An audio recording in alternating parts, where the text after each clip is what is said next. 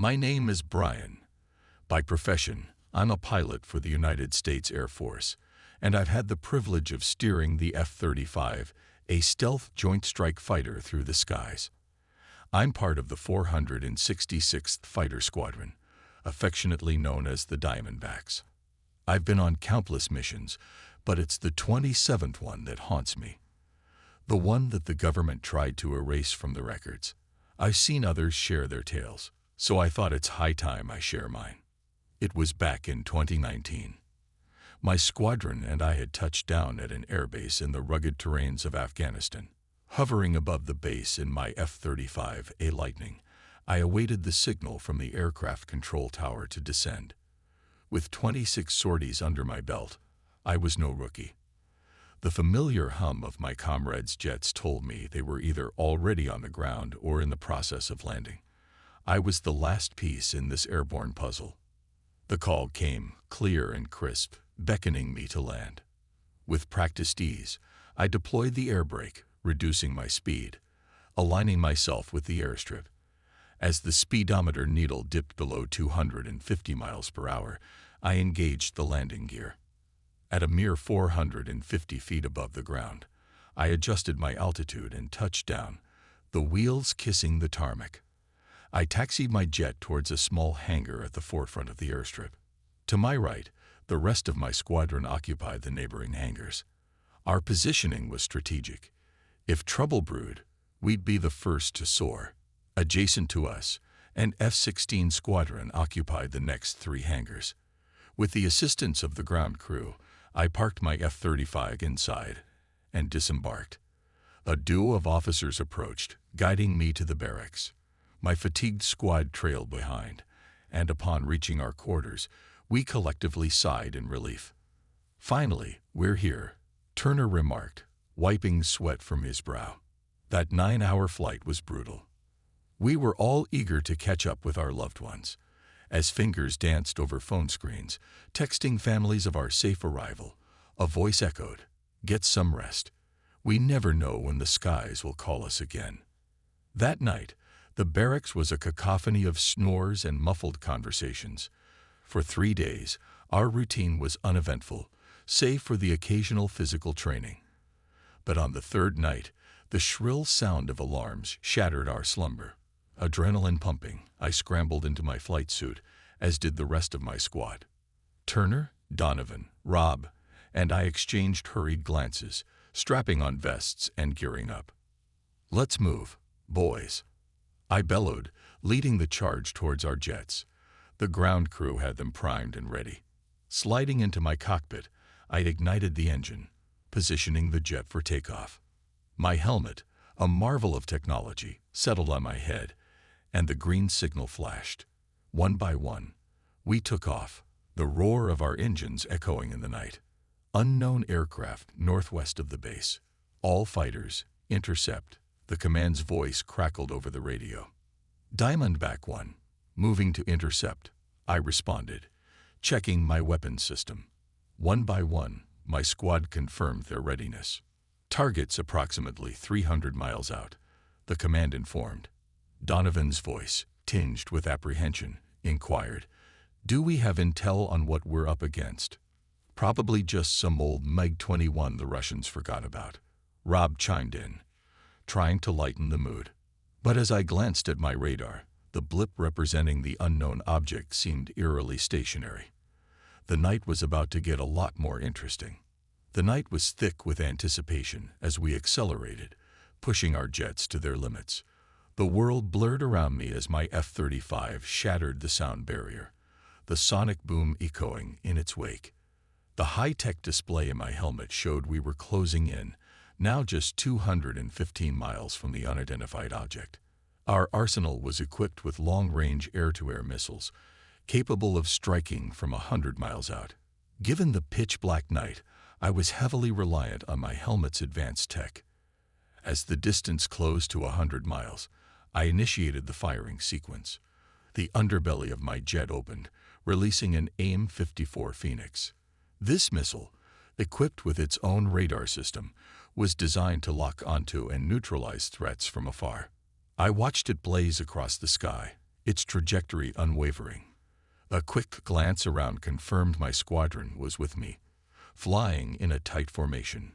To my surprise, Turner, notorious for his occasional misalignments, was perfectly in sync. But something felt off. The missile, I feared, had missed its mark. As we closed in, now just 30 miles from the object, a faint light appeared in the distance. Suddenly, our communication systems crackled back to life. "Diamondback 1 to all. Report," I called out. "What on earth is that?" Donovan's voice was tinged with disbelief. "I've got no idea," Turner replied, his voice shaky. The sight before us was unlike anything we'd ever seen. A colossal spherical craft hovered in the sky, illuminated by countless lights.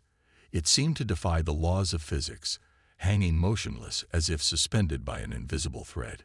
My onboard computer failed to identify the behemoth, but what was unmistakable was the advanced weaponry it sported. Yet, it remained dormant. Without warning, the craft darted northward. My radar lit up with new signatures, F-16s from the second sortie. Before I could establish communication, the sphere unleashed a volley of lasers. 3 F-16s erupted in flames, their pilots ejecting in the nick of time. Miraculously, when the lasers targeted Rob and Turner, they seemed to deflect harmlessly. "Engage, engage." Rob's voice echoed in my ears. Our missiles rained down on the craft, causing visible damage. Turner's jet, however, showed signs of distress, his right wing bearing the brunt of an earlier assault. "Head back to base, both of you," I ordered, concern evident in my voice. "We've expended our missiles," Turner reported, his voice strained. "But there's a vulnerable spot on its southern flank." Taking the cue, I maneuvered my jet, executing a sharp 9G turn to align with the exposed section. A brilliant blue light emanated from the breach. Locking onto it, I unleashed 4 AIM-9 sidewinders. The impact was catastrophic. The southern side of the craft disintegrated, revealing a chilling sight. Enormous, lifeless alien creatures strewn about, and, more horrifyingly, mutilated human remains piled near the center. The grotesque sight threatened to overwhelm me. Donovan, seizing the moment, launched his full missile salvo. The craft, now critically damaged, began its descent, crashing into the terrain below. "Command, this is Diamondback 1. UFO down in Grid 23, Sector 4, I reported, my voice heavy. "Stay over the crash site. Ground troops en route," came the response. Donovan's voice, filled with a mix of relief and horror, broke the silence. "What was that thing?" "I don't know," I whispered, the image of the human remains seared into my memory. "But we're fortunate to be alive." Donovan's voice, tinged with disbelief, broke the silence. "You saw it, humans." I nodded, my voice barely above a whisper. "Yes, and they were mutilated, almost as if they'd been consumed." We instinctively fell into a due formation, our jets slicing through the night sky. Glancing over, I noticed a small puncture on Donovan's left wing. "Your wing's damaged. Head back to base. Fast." He hesitated for a moment, then replied, "You sure you've got this covered?" "Trust me," I said, determination lacing my voice. "Good luck, Donovan."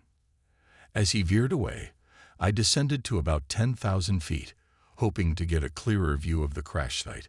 The infrared cameras on my F-35 provided a vivid picture, even in the darkness.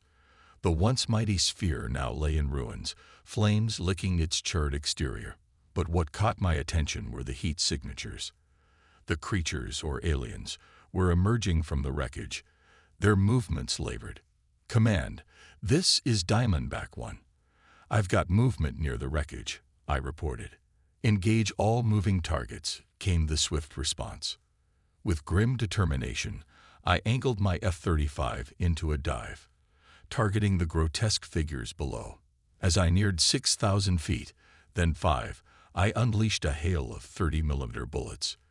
The creatures, towering at 8 feet with elongated limbs and necks, disintegrated under the onslaught.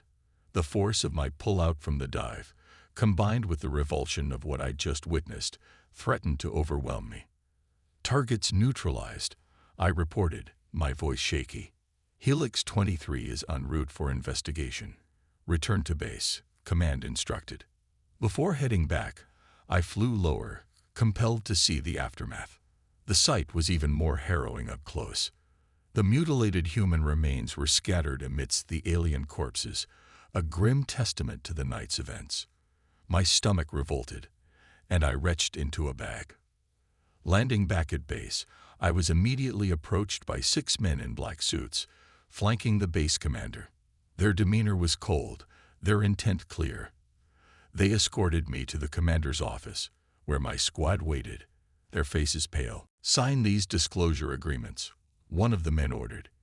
"Your official report will state an encounter with a hostile fighter squad, resulting in the loss of 3 F-16s and damage to 2 F-35s. The weight of their authority was palpable. We all signed, though Turner hesitated, asking, "And if we refuse?" The man's cold smile sent shivers down my spine. "You won't." The commander's voice was stern. Not a word of this to anyone. Back in the barracks, a heavy silence enveloped us. Rob finally broke it, his voice quivering. "What did we just witness?" Donovan shook his head. "Who are those men in black?" "Probably government agents," Turner murmured. "Let's just rest. Discussing this won't help." That night, sleep eluded us all. The events of the evening were a stark reminder of the unknowns that lurk in the shadows. I often wonder about the origins of those creatures and the true identity of the men in black. But one thing was clear: there are truths that the government shields us from, and sometimes ignorance is a blessing.